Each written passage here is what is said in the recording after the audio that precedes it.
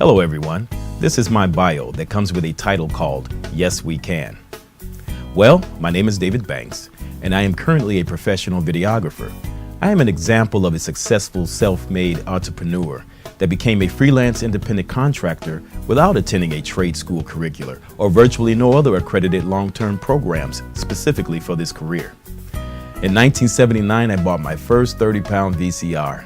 And for those of you who are not aware what a VCR is, it means video cassette recorder.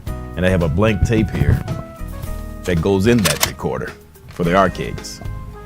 So I used to record, I use this to record and play back videos so that I can study it over and over again. I also practiced amateur filming with my parents' black and white 8mm movie camera. As you can see here, I still have it. And it works, go figure. Finally, in 1981, I bought a used color VHS video camera, which you can see here, still intact. And it obviously had more enhancing features. And with this, over the next 7 years, I became a freelance hobbyist, videotaping family events while accepting donations, taping weddings and other local events. By 1988, I had invested in state-of-the-art prosumer digital video equipment. The prosumer term was invented to identify top-of-the-line end-user or consumer products with professional features, hence the word prosumer. So I advanced my technical experience by subscribing to several video trade magazines that led me to becoming an amateur videographer, producer, and editor. By 1989, I was using my skills and ambition to solicit many clients. It afforded me literally to make blue-collar wages, though, as I became recognized as a professional. Blue-collar wages today is anywhere from $40,000 to $50,000 earnings per year. This was followed by several years of me attending local and cross-country seminars, focus groups, expositions, and conventions such as the NAB, or the National Association of Broadcasters, which all gave me the trade skills to embrace television broadcast standards. By 1998, I had acquired industry-standard broadcast equipment, becoming a major competitor as I technically produced and edited a weekly cablecast program. I also became a court-certified videographer, sponsored by the American Guild of Court Videographers, meaning I became qualified to film court trials and video depositions. This encouraged me to want higher learning of comparing videotape versus film-style shooting, as well as other technical aspects of broadcasting.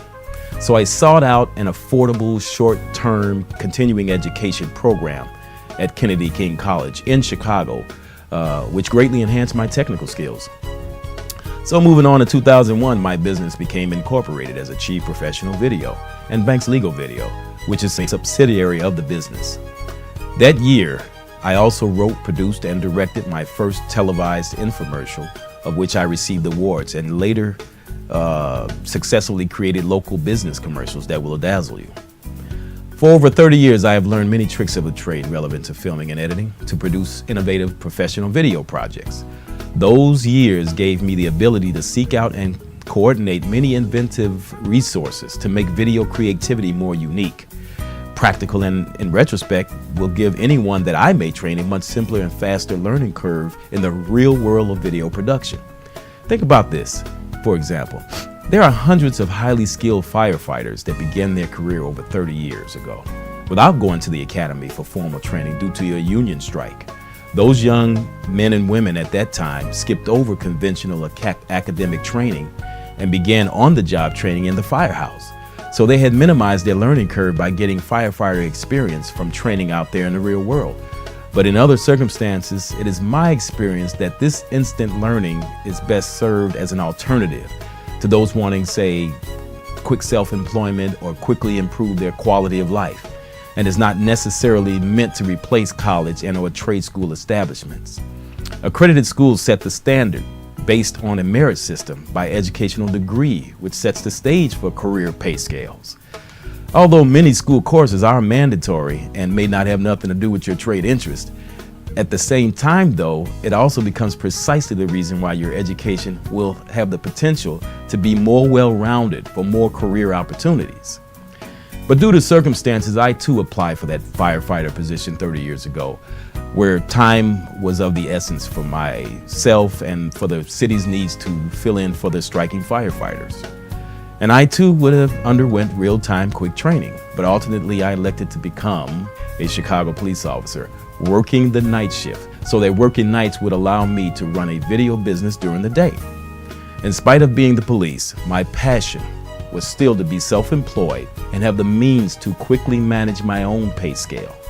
You could say I had a double career bonus, so to speak. So unlike other longer-term accredited courses, my real-world experience gives me the ability to assemble 30 years of knowledge with trade secrets that would enable me to inspire and empower student clients in a 30-hour video training program geared towards self-employed business startup. This is another example of real-time, real-world learning. Remember, nothing beats a failure but a try. Training from a business such as mine, whether by the hour or a 30-hour program to say the least, you will have a lot of fun learning from a new perspective, and it will certainly improve your aptitude for even other career endeavors.